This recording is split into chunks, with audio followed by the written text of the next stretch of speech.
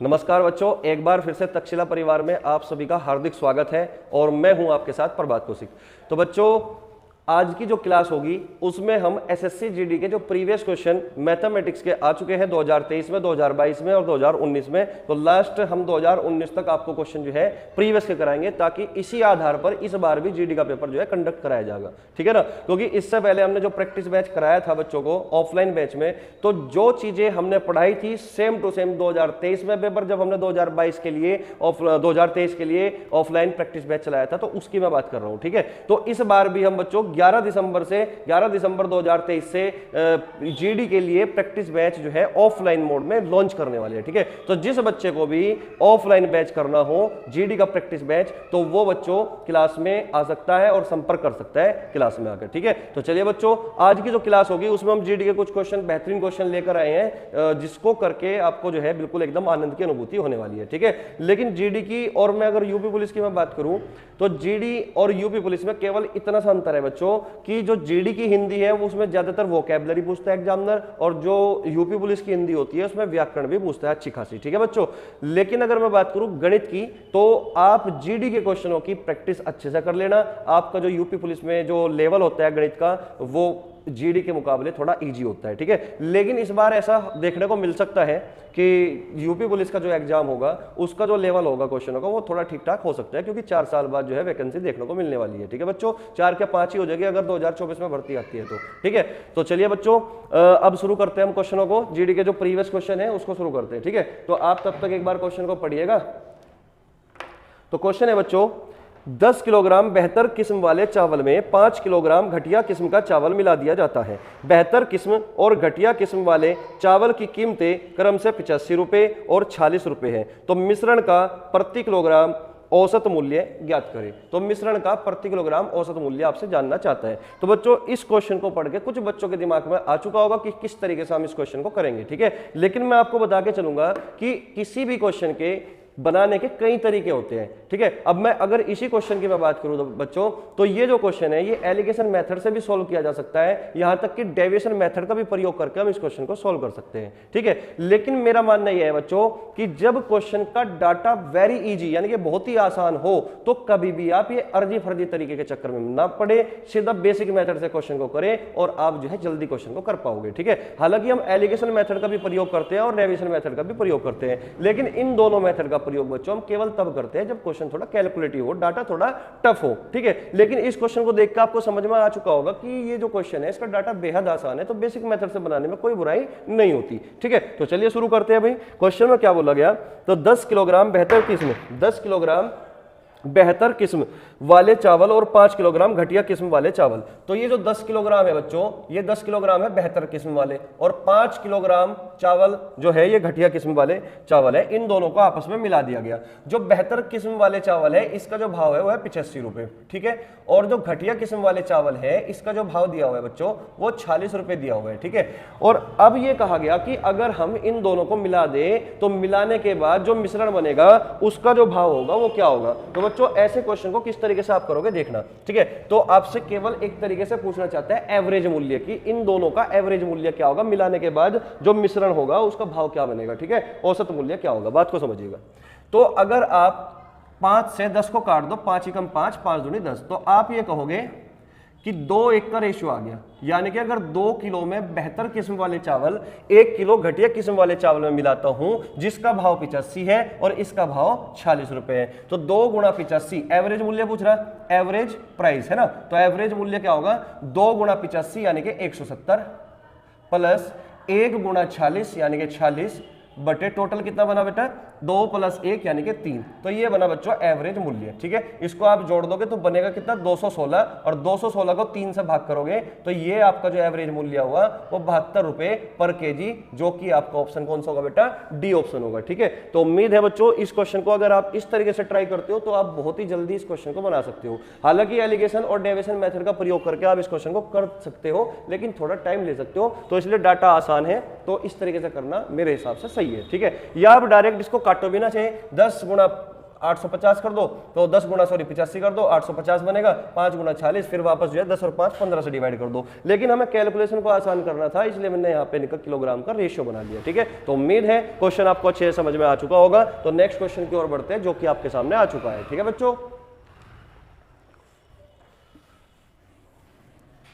तो next question को पढ़िए और एक बार बनाने की कोशिश करना। देखो एकदम शानदार क्वेश्चन है, 2023 में पूछा हुआ क्वेश्चन है एसएससी जीडी में। ठीक है बच्चों, तो क्वेश्चन में लिखा हुआ है कि पूजा, नेहा और मनोज क्रम से 16, 22 और 20 दिनों में एक कार्य कर सकते हैं। यदि नेहा और मनोज दोनों हर दूसरे दिन पूजा की सहायता करते हैं तो कार्य किस दिन समाप्त होगा? 7वें दिन समाप्त होगा, या 10वें दिन समाप्त होगा, 9वें दिन समाप्त होगा, या 8वें दिन समाप्त होगा? तो बच्चों टाइम एंड वर्क का क्वेश्चन आपके सामने आ चुका है, एक बार इसको बनाने की कोशिश करना। ठीक है, चलिएगा।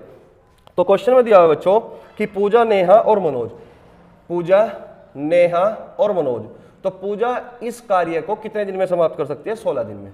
ठीक है, और मनोज कर सकता है बच्चों, सॉरी नेहा कर सकती है 22 दिन में, 22 दिन में। और जो मनोज है वो करता है बेटा इस क्वेश्चन को, वो इस काम को पूरा 20 दिन में कर सकता है।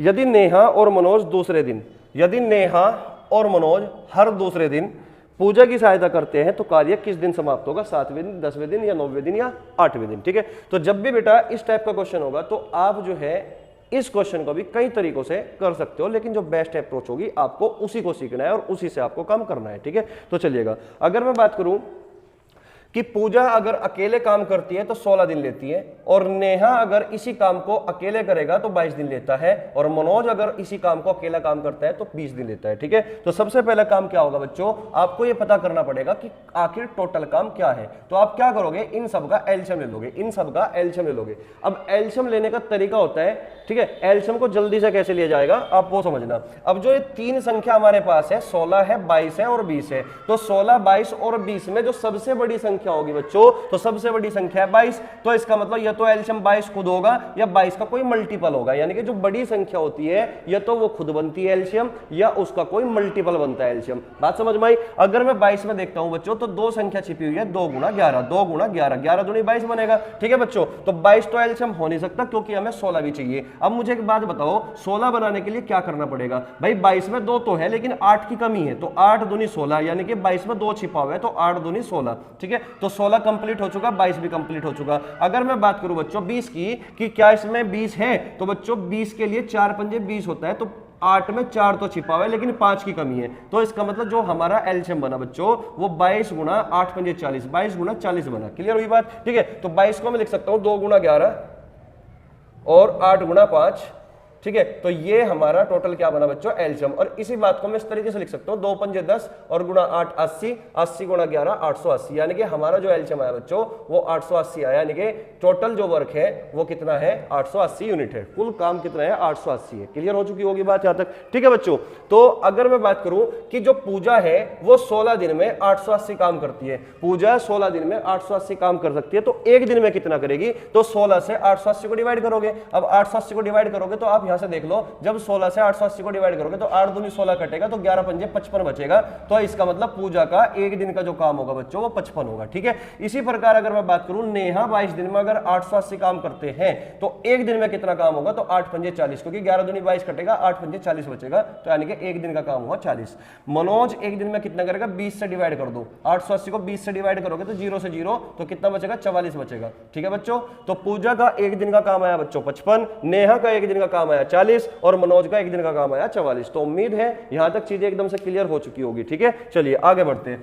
अब क्वेश्चन में ये कहा कि जो नेहा है और मनोज है प्रत्येक दूसरे दिन पूजा की सहायता करने के लिए जाते हैं, तो इस बात का मतलब यह हुआ कि पहले दिन जिसने काम किया वो कौन शख्स है? वो पूजा है। तो पहले दिन कौन काम करेगी? पूजा करेगी। ठीक है ना, और पूजा एक दिन में कितना काम करेगी बेटा? 55 काम करेगी। ये पहले दिन का काम हुआ जिसमें पूजा अकेले काम करती है। ठीक है, अब अगर मैं बात करूं दूसरे दिन, तो बेटा दूसरे दिन कौन जाएगा? दूसरे दिन पूजा की सहायता करने नेहा और मनोज दोनों पहुंच जाते हैं, तो इसका मतलब दूसरे दिन पूजा तो काम करेगी, साथ में नेहा भी काम करेगी 40 और मनोज भी काम करेगा 44। क्लियर हुई बात? तो मनोज भी काम करेगा 44। तो दूसरे दिन जो टोटल काम हुआ बच्चों ये इतना हुआ, बात समझ में आई। और पहले दिन जो काम हुआ वो 55 केवल पूजा के द्वारा हुआ, जबकि दूसरे दिन जो काम होगा वो तीनों के द्वारा होगा। तो इस प्रकार मैं कह सकता हूं कि तीसरे दिन जो नंबर आएगा फिर से पूजा का आएगा, फिर चौथे दिन फिर तीनों एक साथ करेंगे। तो इस तरीके से काम होगा, बात समझ में आई? इस तरीके से काम होगा।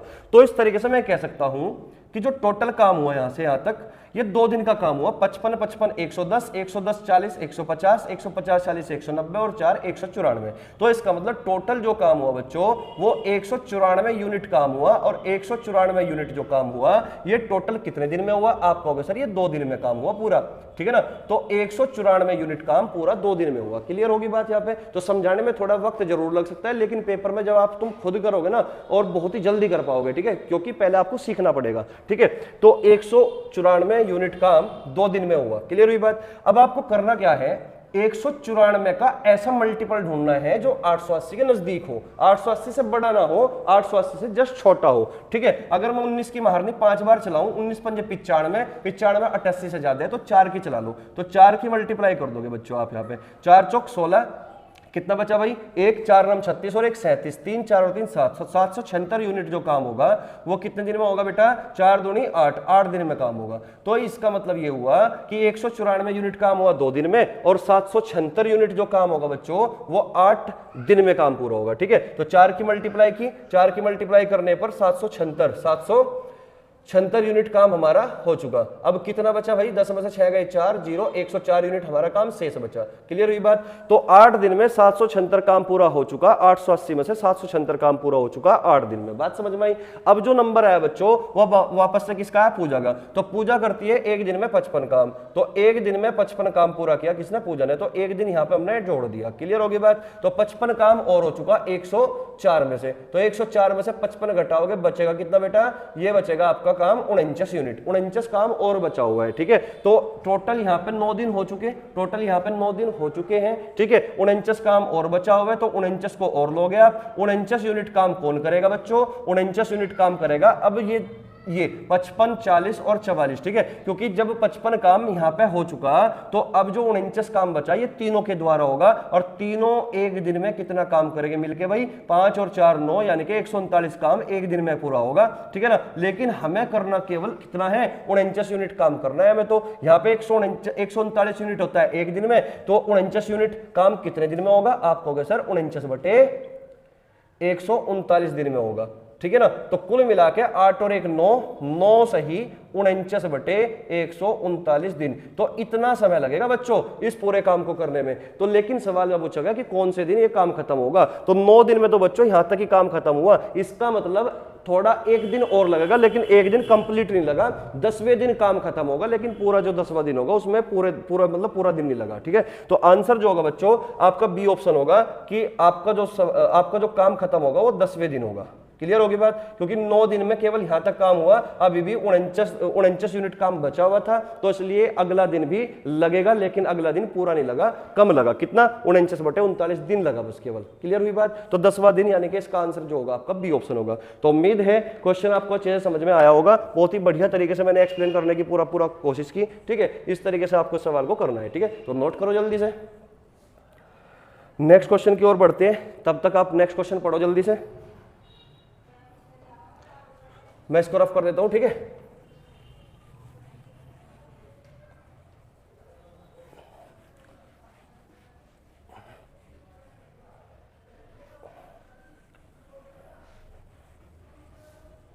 चलिए बच्चों अगला क्वेश्चन देखते हैं। अगला क्वेश्चन है हमारा कि एक वीआईपी बैग पर 20% की छूट थी। अनुपम ने एक बैग खरीदा, उसे नगद भुगतान पर 8% की अतिरिक्त छूट मिली। यदि उसने 2208 रुपए का भुगतान किया हो तो बैग पर टैग मूल्य कितना अंकित था? ऑप्शन है 2300, दूसरा ऑप्शन है 3000, तीसरा ऑप्शन है 2500 और चौथा ऑप्शन है 2600। तो इस टाइप के क्वेश्चन बच्चों मतलब 2023 में जो फरवरी का एग्जाम फरवरी में कंडक्ट किया गया था जीडी का, तो तब पूछे गए थे, ठीक है। तो अब दिसंबर चला हुआ है बच्चों, अगला साल आने वाला है, ठीक है। तो अगले साल में यानी कि 2024 में फिर से जो है कंडक्ट कराया जाएगा एग्जाम। तो उम्मीद है इसी टाइप से क्वेश्चन फिर से आपको देखने को मिलेंगे। तो आपको अच्छे से इनकी क्वेश्चनों की प्रैक्टिस कर लेनी है। मिनिमम 2019 तक दोस्तों जीडी के जितने भी क्वेश्चन मतलब आ चुके हैं अब तक इस टाइप के, तो वो सारे क्वेश्चन आपको कर लेने हैं। ठीक है, तो चलिए क्वेश्चन को पढ़ते हैं। अभी क्वेश्चन में कहा गया एक वीआईपी बैग पर 20% की छूट थी, यानी कि कोई बैग था उस पर 20% की छूट थी। फिर क्या कहा गया कि अनुपम ने एक बैग खरीदा और उसे नगद भुगतान पर 8% की अतिरिक्त छूट मिली। यानी कि अगर अनुपम उसको नगद पैसे देता है तो उसको 20% तो मिलती है छूट, लेकिन साथ में 8% का डिस्काउंट और फालतू मिल चुका। ठीक है, अतिरिक्त छूट मिली। यदि उसने 2208 रुपए का भुगतान किया हो, यानी कि उसने उस बैग को लेने के लिए टोटल कितना भुगतान किया भाई, 2208 रुपए का भुगतान किया, तो बैग का टैग मूल्य कितना अंकित था, यानी कि आपसे उस बैग पर जो मार्क प्राइस लिखा हुआ था आपसे केवल वो जानना चाहता है। ठीक है, तो ऑप्शन 2300, 3000, 2500 और 2600। तो करते हैं भाई शुरू, चलिएगा। मान के चलो बच्चों 20%। आप मुझे एक बात बताओ 20% की फ्रैक्शन वैल्यू क्या होती है? आप कहोगे सर 20/100 यानी कि 1/5 होगी, यानी कि कुल मिलाकर मैं ये कह सकता हूं कि अगर उस पर 5 रुपए लिखा हुआ था तो डिस्काउंट जो है 1 रुपए का मिलेगा, यानी कि मैं कह सकता हूं 5 रुपए का सामान उसने फिर 4 में दिया होगा, 5 रुपए का सामान उसने फिर 4 में दिया होगा। ये बात मैं कह सकता हूं, आप कहोगे सर बिल्कुल कह सकते हो। ठीक है, लेकिन अगर वो बंदा नगद भुगतान करता है तो उसको 8% का डिस्काउंट और मिलता है। तो 8% का डिस्काउंट और मिलता है तो 8% की फ्रैक्शन वैल्यू क्या होगी बच्चों? आप कहोगे सर 8/100 यानी कि 4 दूनी 8, 4 से काट दोगे 25 बार, यानी कि अगर उस पर 25 रुपए लिखा हुआ था तो उसको 2 रुपए का और डिस्काउंट मिल गया। यानी कि अगर 25 रुपए लिखा हुआ था तो उसको 2 रुपए का और डिस्काउंट मिल गया, यानी कि उसने इसको 23 रुपए में बेच दिया। बात समझ में आई? अब हमने दोनों डिस्काउंट को मर्ज करना है, और जब भी हम दोनों फ्रैक्शन को मर्ज करेंगे तो हमेशा मल्टीप्लाई करेंगे। बात समझ में आई? तो डिस्काउंट देने के बाद जो मर्ज करने के बाद हमारी फ्रैक्शन वैल्यू बचेगी बच्चों, वो क्या बचेगी? एमपी, और ऊपर क्या बनेगा? एसपी। यानी कि मर्ज करने के बाद जो बना 23 चौका 92 बटे 125। यानी कि मैं कह सकता हूं कि अगर उसका मार्क प्राइस 125 था तो 125 रुपए का सामान को उसने कितने रुपए में खरीदा? 92 रुपए में खरीदा, यानी कि उसकी जो सेलिंग प्राइस रही होगी वो 92 रुपए रही होगी। कितने का भुगतान किया? 92 का। लेकिन सवाल वाला कह रहा है नहीं भाई उसने तो 2208 रुपए का भुगतान किया, 2208 रुपए का भुगतान किया, तो बताइए मार्क प्राइस क्या होगा? तो 125 यूनिट की वैल्यू आपको निकालनी है। ठीक है, आप मुझे बताओ 92 यूनिट की वैल्यू है 2208, 1 यूनिट की वैल्यू कितनी होगी? आप कहोगे 2208 बटे 92, और 125 यूनिट की वैल्यू कितनी होगी? तो 125 की आप यहाँ पे मल्टीप्लाई कर दोगे। इस तरीके से बात समझ में आई? ठीक है, चलिएगा। अगर मैं बात करूं, इसको काट सकते हो आप, 4 से काट दोगे 23 चौका 92, 4 से काट दोगे 4 पंजे 20, 4 पंजे 20, 4 दूनी 8, फिर 23 से काट दो 23 दूनी 46, कितना बचा? 92, 23 चौका 92। ठीक है ना, तो 24 गुणा 125, तो मैं कह सकता हूं 24 में बच्चों 3 ही छिपा हुआ है। 24 में क्या छिपा हुआ है बच्चों? 3। तो आंसर जो भी होगा वो 3 का मल्टीपल होगा। आंसर जो भी होगा वो 3 का मल्टीपल होगा। आपके सामने पहला ऑप्शन है 2300, क्या ये 3 से कटेगा? 3 और 2 5, 2300 आंसर नहीं हो सकता, पहला ऑप्शन हमारा आंसर नहीं हो सकता। दूसरा ऑप्शन है बच्चों 3000,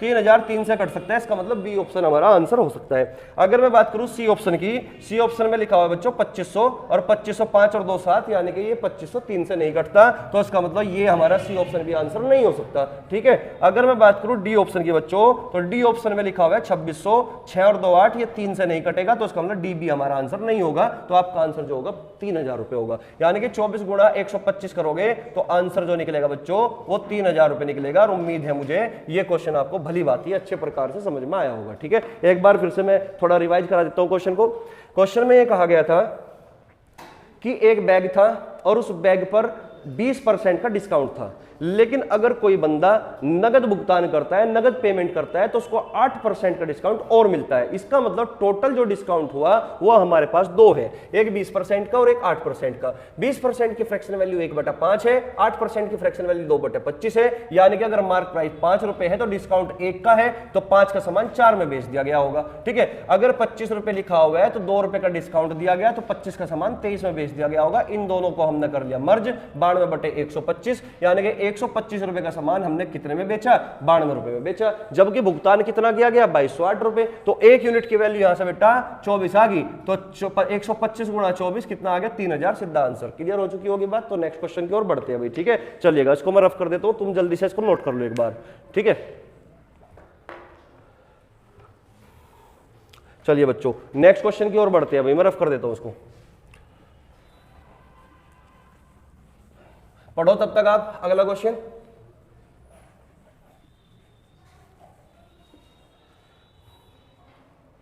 तो नेक्स्ट क्वेश्चन है क्वेश्चन नंबर 4 ये जो क्वेश्चन है बच्चों ये चक्रवर्ती ब्याज से आया हुआ है क्वेश्चन, ठीक है। तो पढ़िएगा जल्दी से।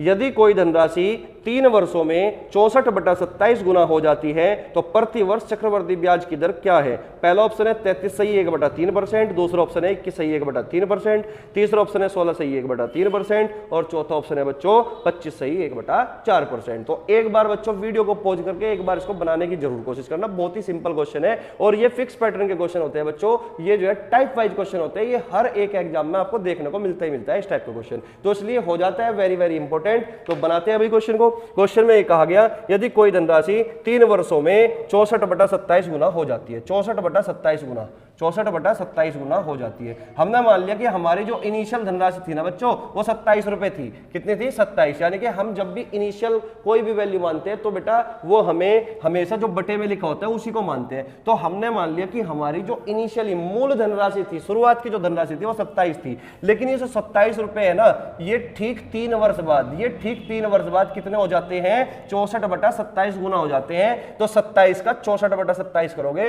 तो आप कहोगे सर 64 रुपए हो जाते हैं, क्योंकि 27 का 64/27 64 ही तो बनेगा। तो इसका मतलब 27 रुपए 3 साल बाद 64 रुपए हो जाते हैं। क्लियर हो चुकी होगी बात यहां तक। लेकिन बच्चों हमें निकालना है प्रति वर्ष की दर, ठीक है ना, चक्रवर्ती ब्याज की दर। लेकिन आपको यह बात पता होनी चाहिए कि प्रत्येक वर्ष का चक्रवर्ती ब्याज और साधारण ब्याज हमेशा समान होता है। बात समझ में आई? तो अगर मैं एक वर्ष में ले आऊं इनको तो आपको हमेशा क्या करना होगा? घनमूल करना होगा। तो 27 का घनमूल कर दोगे तो बच्चों 3 मिलेगा, ठीक है। 64 का घनमूल कर दोगे तो कितना मिलेगा बच्चों?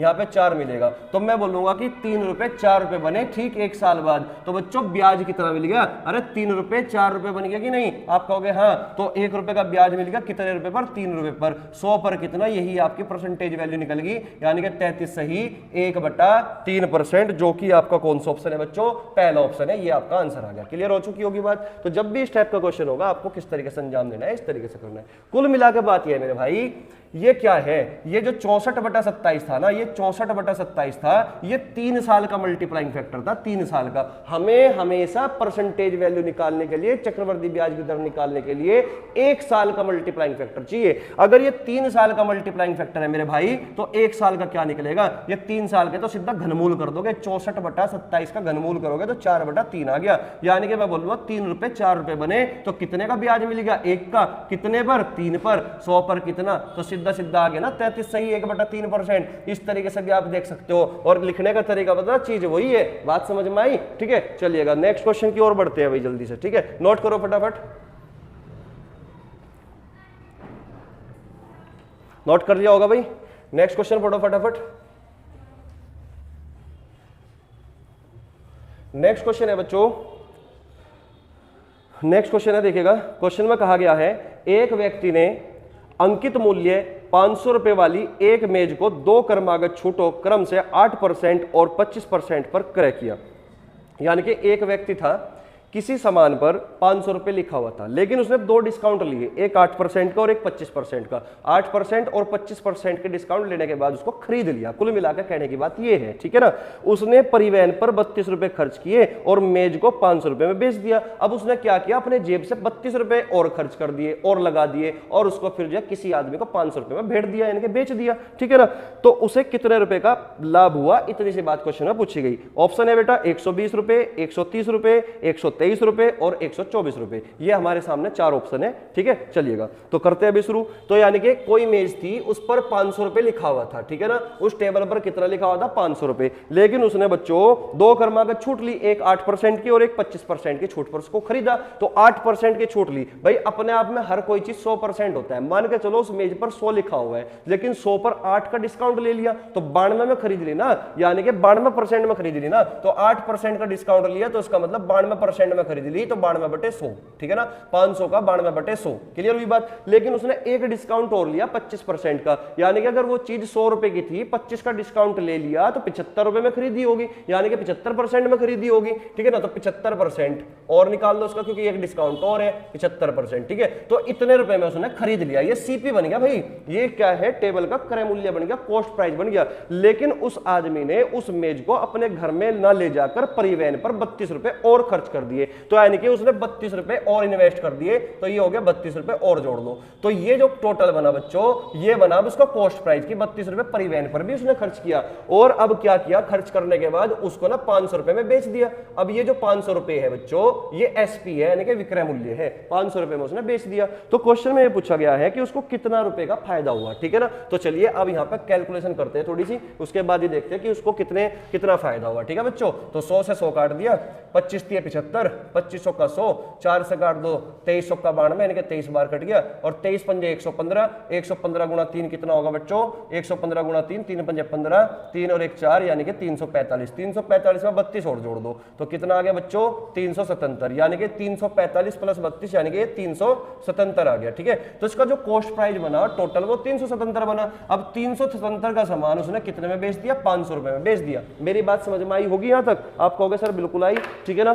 तो उसको देखते हैं अब यहां पे हुआ क्या, 500 गुणा 92/100 गुणा 75/100, उसकी कैलकुलेशन करने के बाद यहाँ पे जो 345 बना, 345 में 32 जोड़ने के बाद 377 आ गया, यानी कि उस मेज का जो कॉस्ट प्राइस उस बंदे को पड़ा वो 377 पड़ा। तो 377 रुपए का जो सामान है वो 500 रुपए में उसने बेच दिया। तो फायदा बताओ, फायदा हुआ कि नुकसान। आप कहोगे सर फायदा ही हुआ ना, क्योंकि 377 का सामान 500 में बेच रहा है, तो फायदा हुआ। कितना फायदा हुआ भाई, 123 रुपए का फायदा हुआ, यानी कि आपका जो आंसर है बच्चों वो सी ऑप्शन है। तो इतना ही काम करना था इस क्वेश्चन में, ठीक है ना। तो उम्मीद है चीजें एकदम से क्लियर हो चुकी होगी। जल्दी से एक बार इस क्वेश्चन को नोट करो, फिर नेक्स्ट क्वेश्चन की ओर बढ़ते हैं जो कि आज की क्लास का लास्ट क्वेश्चन होगा, ठीक है बच्चों। चलिएगा लास्ट क्वेश्चन को देखते हैं, फिर नोट करो फटाफट।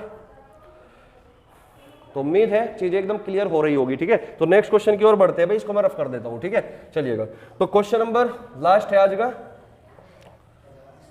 तो जो ये क्वेश्चन है बच्चों, जो आपके सामने क्वेश्चन आ चुका है, इसमें ये जो क्वेश्चन है ये मेंसुरेशन का है, ठीक है ना, मेंसुरेशन का। और ये 3D से पूछा गया है क्योंकि ये स्पेयर का क्वेश्चन है, गोले का क्वेश्चन है, ठीक है ना। चलिएगा, यदि धातु के 3 ठोस गोले, अब हमारे पास धातु के 3 ठोस गोले हैं जिनकी त्रिज्या क्रम से कितनी दे रखी बच्चों, 1 सेंटीमीटर, 6 सेंटीमीटर और 8 सेंटीमीटर है, को पिघलाकर एक ठोस गोला बनाया जाता है। यानी कि 3 ठोस गोलों को हमने मेल्ट कर दिया, पिघला दिया, पिघलाने के बाद एक इकलौता ठोस गोला बनाया गया। तो नए गोले का पृष्ठीय क्षेत्रफल क्या होगा, तो नए गोले का पृष्ठीय क्षेत्रफल क्या होगा, ऑप्शन ए, बी, सी और डी। तो बच्चों 243 पाई या फिर 364 पाई या फिर बच्चों 642 पाई या फिर बच्चों 324 पाई, यह क्वेश्चन में दे रखा है, ठीक है। गोले का पृष्ठीय क्षेत्रफल है ना। तो बच्चों गोले का पृष्ठीय क्षेत्रफल का अगर आपको फॉर्मूला पता है तो आप इस क्वेश्चन को कर पाओगे, क्योंकि जो 2D और 3D ये जो चैप्टर होता है ये मान लो ये चैप्टर नहीं है, केवल फॉर्मूला है, क्योंकि इसमें ना सारे क्वेश्चन फॉर्मूले पर ही डिपेंड करते हैं। मान के चलो तुम्हारे एग्जाम में 2D से क्वेश्चन आ गया, तुमसे पूछ लिया समबाहु त्रिभुज का क्षेत्रफल क्या है, ठीक है ना। तो जब तक आपको समबाहु त्रिभुज के क्षेत्रफल का फॉर्मूला नहीं पता होगा, आप जो है उसका क्षेत्रफल का को निकाल नहीं सकते, ठीक है ना कोई तुक्का मार सकते। तुक्का मारने में क्या होगा, या तो सही होगा या गलत होगा, ठीक है। तो फॉर्मूला इंपॉर्टेंट है। अगर पृष्ठीय क्षेत्रफल की मैं बात करूं तो पृष्ठीय क्षेत्रफल बच्चों 4πr² होता है। गोले का पृष्ठीय क्षेत्रफल जो होगा बच्चों वो क्या होगा, 4πr² होगा। तो यहां पर हमें फॉर्मूले में 4 दिखाई दिया, इस बात का मतलब ये हुआ आंसर जो भी होगा वो 4 का मल्टीपल तो होगा ही होगा। अगर वो 4 का मल्टीपल होगा, आपको 4 का डिविजिबिलिटी रूल पता होना चाहिए। 4 का डिविजिबिलिटी रूल होता है बाद की दो संख्या 4 से कटेगी, तो 43 तो बच्चों 4 से कटेगा नहीं, तो इस बात का मतलब ये आंसर भी नहीं हो सकता फिर, ठीक है। अब ये 64 है जो ये 4 से कटता है, तो इसका मतलब ये आंसर होने की संभावना है, पॉसिबिलिटी है, बी ऑप्शन हो भी सकता है, नहीं भी। अगर मैं 42 की बात करूं बच्चों तो 42 4 से नहीं कटेगा, तो इसका मतलब ये भी आंसर नहीं होगा। अगर मैं 24 की बात करूं तो 24 4 से कटेगा, इसका मतलब डी की भी पॉसिबिलिटी है। अब हम यहां पे 2 ऑप्शन में फंस चुके, या तो हमारा ऑप्शन बी होगा आंसर या फिर हमारा डी ऑप्शन होगा। तो गोले का जो आयतन का फॉर्मूला होता है वो भी आपको पता होना चाहिए। गोले का आयतन का फॉर्मूला होता है बेटा, वॉल्यूम होता है 4/3 pi r cube, 4/3 pi r cube, ये आयतन का फॉर्मूला होता है। और ये जो फॉर्मूला होता है 4πr², ये CS से बराबर TS से, क्योंकि आपको पता होना चाहिए कि किसी भी गोले का पृष्ठीय क्षेत्रफल यानी कि कर्व सरफेस एरिया या टोटल सरफेस एरिया का जो फॉर्मूला होता है वो सेम होता है। बात समझ में आई। हेमीस्फीयर का अलग अलग होता है, अर्धगोले का अलग अलग होता है, CS से अलग होता है, TS से अलग होता है। बात समझ में आई, ठीक है। क्योंकि हेमीस्फीयर अर्धगोले की अगर मैं CS से की बात करूं तो 4πr² का आधा यानी कि 2πr² होगा। लेकिन अगर मैं हेमीस्फीयर के टोटल सरफेस एरिया की मैं बात करूं तो टोटल सरफेस एरिया बच्चों वो 3πr² होगा। बात समझ में आई? बाकी हम इस पे डिटेल में चर्चा करेंगे कभी फिर, है ना। अभी हम क्वेश्चन को देख लेते हैं, ठीक है। तो हमारे पास बच्चों 3 गोले हैं। लो मैं यहाँ पे बना के दिखाता हूँ चित्र भी, है ना, डायग्राम से। 3 गोले हैं। इन तीनों गोलों को पिघलाया, पिघलाने के बाद हमने एक बहुत बड़ा गोला बना दिया, मतलब सबसे बड़ा गोला बना दिया। इसकी जो त्रिज्या दे रखी है वो कितनी दे रखी है बच्चों, मैं एक बार देख लेता हूँ। 1 सेंटीमीटर, 6 सेंटीमीटर, 8 सेंटीमीटर। इसकी त्रिज्या है 1 सेंटीमीटर, इसकी त्रिज्या है बच्चों 6 सेंटीमीटर और इसकी त्रिज्या है बेटा 8 सेंटीमीटर, ठीक है। अब इन तीनों गोलों को पिघलाया और एक ठोस गोला बनाया, इसकी हमने मान ली कैपिटल आर। क्लियर हुई बात, ठीक है। और इस गोले का आपसे पूछना चाहता है पृष्ठीय क्षेत्रफल, ठीक है। चलिएगा देखते हैं अभी किस तरीके से करना। हमें ये पता है जब हम तीनों गोलों को पिघलाएंगे, जब हम तीनों गोलों को पिघलाएंगे तो जो मटेरियल इन तीनों में यूज हुआ उतना ही मटेरियल जो होगा वो इस इकलौते गोले में प्रयोग होगा। तो इस बात का मतलब ये हुआ कि इन तीनों गोलों का जो आयतन होगा वो इकलौते गोले के आयतन के बराबर होगा, ठीक है। और हमें फॉर्मूला पता है 4/3 पाई आर क्यूब, है ना, पाई आर क्यूब। आर यहाँ पे है, यहाँ भी है, यहाँ भी, यानी कि 4/3 पाई तो तीनों के लिए कॉमन है। अगर मैं कॉमन ले लूं, 4/3 पाई को कॉमन ले लिया तो आर क्यूब यानी कि 1 की पावर 3 1, 6 की पावर 3 216 और 8 की पावर 3 512। क्लियर हुई बात। और ये बराबर होगा इकलौते आयतन के, यानी कि 4/3 पाई आर क्यूब। और 4/3 पाई से 4/3 पाई कैंसिल आउट हुआ, 512 प्लस 216 प्लस 1, इसको जोड़ लो, 6 और 2 8 1 9 और यहाँ पे कितना बचेगा 2, 5 और 2 7, 729। 729 बराबर होगा आर की पावर 3 के। तो बच्चों आर जो बराबर होगा वो 9 के बराबर होगा। तो इसका मतलब इसकी जो त्रिज्या होगी वो आर वो कितना होगा 9 सेंटीमीटर होगी। बात समझ में आई? हमें निकालना है बच्चों 4 पाई आर स्क्वायर, ठीक है ना, पृष्ठीय क्षेत्रफल, यानी कि CS से बोल लो या फिर TS से बोल लो, बात एक ही है, ठीक है ना। 4 पाई आर स्क्वायर, आर कितना है 9 का स्क्वायर 81, यानी कि 4 एकम 4, 4 8 32, 324 पाई इस सवाल का उत्तर होगा। उम्मीद है बच्चों आपको ये सवाल अच्छे से समझ में आ चुका होगा। डी ऑप्शन इस क्वेश्चन का आंसर होगा। क्लियर हुई बात, ठीक है। तो मुझे पूरी आशा है कि आपको ये जो सेशन है आज का बहुत ही पसंद आया होगा। अगर आपको वाकई में कुछ लगता है कि आपको फायदा होगा, है ना, इसी तरीके से जो है आप जो है इस पर कमेंट करके मुझे बताइए और जो है जिसको अच्छी लगे तो शेयर भी करें, ठीक है। तो चलिए बच्चों नेक्स्ट क्लास में नए क्वेश्चनों के साथ फिर से हम जेडी के क्वेश्चनों के साथ फिर से जो है आपसे मुलाकात करेंगे। तब तक के लिए जय हिंद, जय